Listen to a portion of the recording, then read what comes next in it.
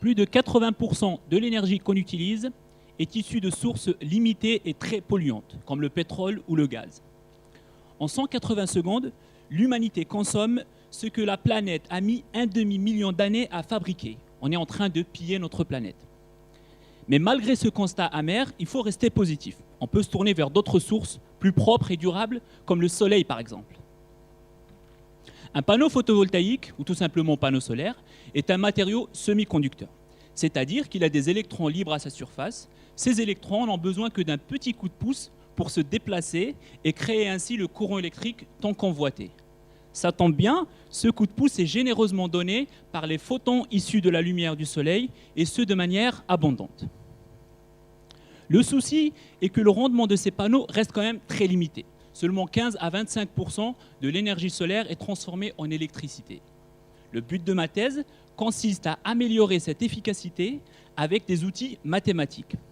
Et pour cela, je pars non pas du début vers la fin, mais de la fin vers le début. Je commence par décrire via des équations mathématiques ce qu'est un panneau photovoltaïque parfait. Ensuite, je devine la recette et les ingrédients qui nous permettront de le fabriquer. Pour y voir plus clair, je vous propose un petit voyage dans le monde fantastique des atomes. Première étape, le modèle. On va imaginer que notre semi-conducteur est une infinité d'atomes complètement ordonnés dans l'espace. Les électrons peuvent bouger, mais dans le cadre de lois bien définies. Ces lois sont données par l'équation de Schrödinger. À ne pas confondre avec le chat de Schrödinger, dont le destin reste malheureusement incertain. Deuxième étape, l'analyse. On va analyser théoriquement notre équation pour voir ce qu'elle a à nous révéler. J'ai pu montrer, entre autres, que les niveaux énergétiques des électrons dépendaient de manière continue de la structure géométrique des atomes. En fait, c'est la partie la plus excitante pour un mathématicien. Dans cette étape, je fais aussi appel à la puissance des ordinateurs pour visualiser et analyser mes solutions. Dernière étape et non la moindre, c'est confronter mes résultats théoriques de simulation avec l'expérience physique.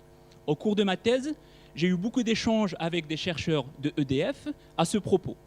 Et à l'heure où je vous parle, 2 codes informatiques que j'ai développés dans ma thèse sont utilisés par ces ingénieurs pour développer et étudier des cellules photovoltaïques d'un certain type.